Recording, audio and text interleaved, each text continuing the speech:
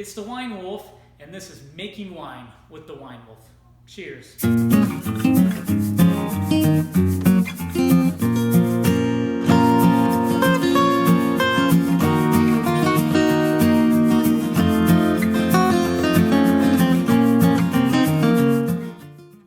So rehydrating our yeast. So we have our yeast. This is D80 wine yeast. There are all different types of wine yeast, and depending on what type of grape you're working with and what type of style of wine you want, that will help influence what type of wine you're going to make. So I have different yeast for making different types of wine depending on the style and the variety. So first thing we have to do is rehydrate this. I take some water that does not have chlorine in it, filtered water, or you can use spring water too, and I'm going to heat it up to about 100 degrees Fahrenheit. And that's going to be the temperature that I'm going to add the yeast into the water. It's a happy temperature for the yeast. And then I'm going to add a yeast starter, and actually these are nutrients for the yeast that it will mix with that water. So when I add the yeast in there, as they're rehydrating, they have nutrients so they can kind of get going and be healthy and not die off. So I have the water at the right temperature, I mix in the yeast nutrients, and then I mix in the yeast and I let it sit for about 10 minutes, let that rehydration process go. And if you watch it closely, you can see it happening. Step 2, as I'm rehydrating it, I'm going to take some juice, some of my grape juice at the temperature, and I'm going to add it, mixing it in with the yeast and the yeast nutrient water. And what this is doing, this is giving sugar, this is giving food to the yeast so they can actually start growing and starting a little bit of fermentation, but it's going to signal them to divide and make more, but start fermentation. And I'm going to do this to bring the temperature down about 10 degrees each time, and then let it sit for about 5 minutes or so. And then I'm going to add some more juice to bring the temperature down more. And what I'm trying to do is acclimate the yeast and get them to a temperature that will be close to what my must is. The must is basically all the grapes and the grape juice together after it's been crushed in the stem. Or if it's a white wine, it's the juice, because we've already separated the grape skins from the juice. So we want to get those two temperatures close. And once it's ready, I will pour in my yeast slurry, is what it's called. I'll pour it into the must and kind of mix it around. And at the same time, I can add some different type of yeast nutrients to this must so that they have nitrogen and all these other things. So what I will do is I will take this yeast slurry, which is the rehydrated yeast with the grape juice and the nutrients, and I will pour it into the main must that I want to convert.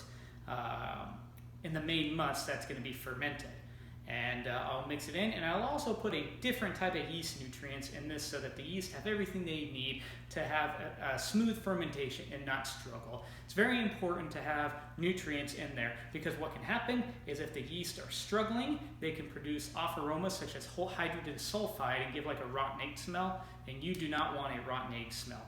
So I will get it going, and then we let it sit. Not going to see too much activity the first day. It's usually, depending on the type of yeast, but on average, it takes about a day to actually start seeing things happening.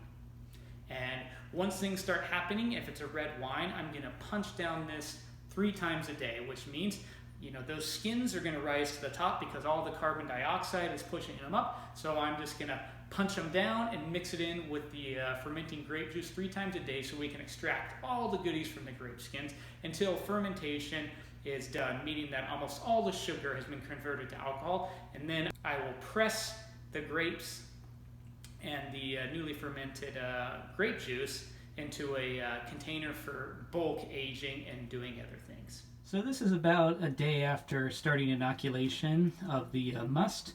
Inoculation means we added the yeast to this to get fermentation going. You can already start seeing the juice, which was basically clear yesterday, starting to get the red color because the skins are starting to, there's extraction of the colors from the skins. It's going to turn more and more red as a red wine as time goes on. But if we look very closely, you may be able to see just little bubbles coming up right there. Very subtle. That's the fermentation. So this is what it looks like when fermentation is at full strength. It is pushing all the grape skins and even the grapes up to the top. What's happening is, as the sugars are being converted to ethanol, it's releasing carbon dioxide. That gas has to go up and out, and it pushes the skins with it. So what we need to do is we will mix these skins in about 3 times a day with the juice, because we want to extract all the goodies such as the tannins and many other good things from the skins that'll give structure and flavor to the wine. Okay, so the fermentation for the Grenache is going fantastic, getting some beautiful aromas coming out. You can even see a little bubbling right here from the fermentation. I've thrown some yeast nutrient on top because I'm going to mix the skins with the juice again so we can get more extraction of the tannins. Also, I'm going to be adding my malolactic bacteria at this point. What the malolactic bacteria does is it's going to convert malic acid into lactic acid.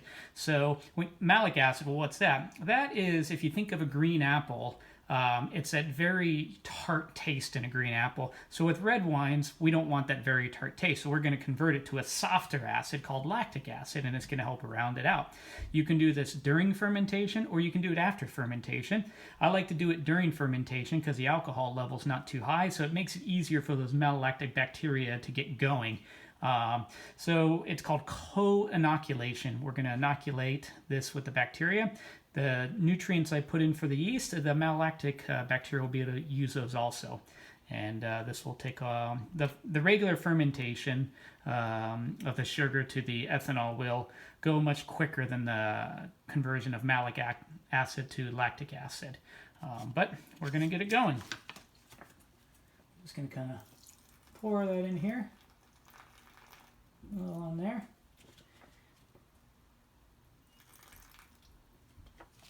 I'm going to save a little for my Pinot Gris because I'm going to do a little malolactic fermentation for the Pinot Gris also.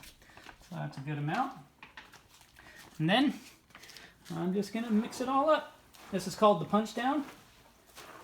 Mixing the skins and the nutrients up. You can see all the bubbling here. That's all the carbon dioxide. So I do this 3 times a day where I mix it up, called the punch down. We're looking at, let's see. Oh wow, yeah, we're above 80 degrees now. This fermentation is going pretty active. Pretty active. So as you can see, we can slowly watch the cap come back up as the carbon dioxide will push it back up.